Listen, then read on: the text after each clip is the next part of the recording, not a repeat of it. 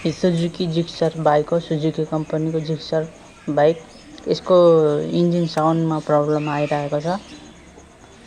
यसको इन्जिन हामी स्टार्ट गर्दाखेरि साउन्ड एकदम नराम्रो आउँछ। स्टार्ट अहिले गरेर देखाउँछु, सुन्नु होला।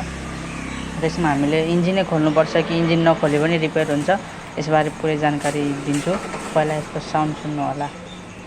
यस्तो खालको साउन्ड आयो भने इन्जिन खोल्नुपर्छ कि इन्जिन नखोली पनि बन्छ, यसबारे यस भिडियोमा पुरै जानकारी छ, हेर्नु होला।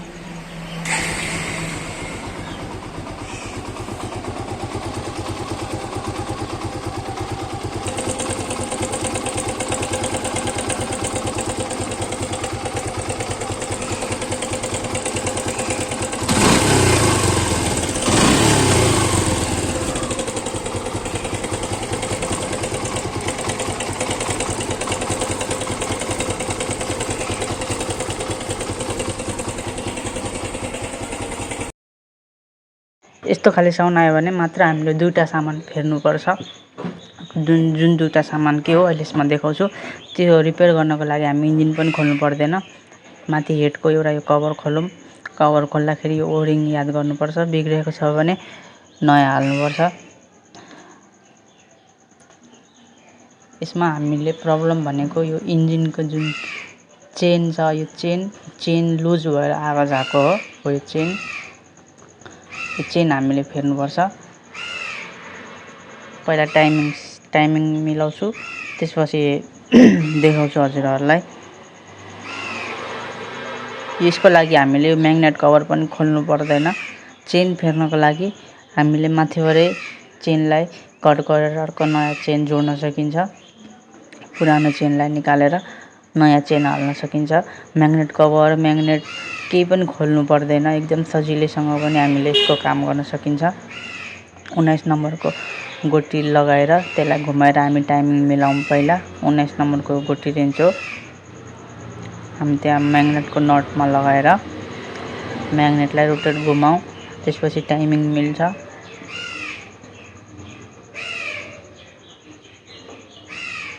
यो एरोलाई हामीले स्ट्रेट राख्नुपर्छ, सिधा टाइमिङ मिल्छ। अनि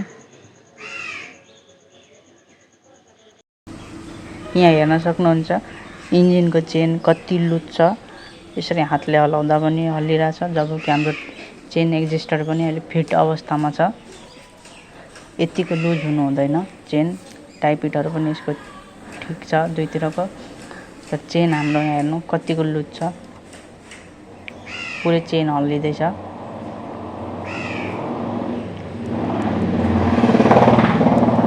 यतिको चेन लुज भयो भने हामीले चेन फेर्नुपर्छ। यो चेनले गर्दा इन्जिनको साउन्ड त्यस्तो आएको हो। यसकारण हामीले चेनको एक्जिस्टर फेरेपछि पुग्छ। पुरै इन्जिन खोलिराख्नु पर्दैन। यति दुईवटा सामान फेरे साउन्ड राम्रो आउँछ।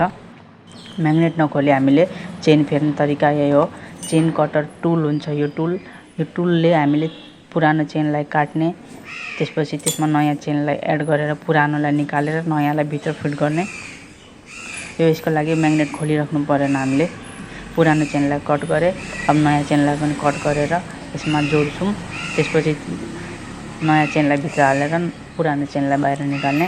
यो रोलन कम्पनीको क्याम चेन हो। जिक्सर 150लाई एकदम राम्रो कम्पनीको भनेको रोलनकै हो। हामीले यो चेन हालेपछि इन्जिनको साउन्ड पनि राम्रो हुन्छ। यहाँ नयाँ चेन हेर्न सक्नुहुन्छ। नयाँ चेन हालिसकेपछि यहाँ स्टार्ट गरेर देखाउँछु, सुन्नु होला साउन्ड कस्तो आउँदैछ। एकदम स्मुथ साउन्ड आइसक्यो। हामीले नयाँ चेन हालिसकेको अवस्था हो यो।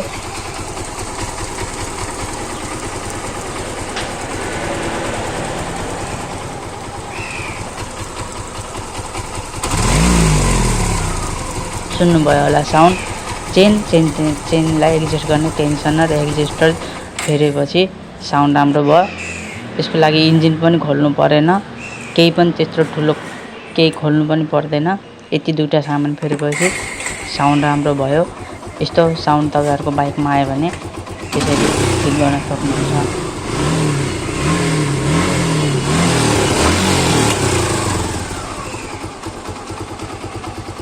भिडियो राम्रो लाग्यो भने सब्सक्राइब गरिदिनु होला। केही कन्फ्युजन भयो भने कमेन्ट गर्नु होला, म त्यसको रिप्लाई गर्छु।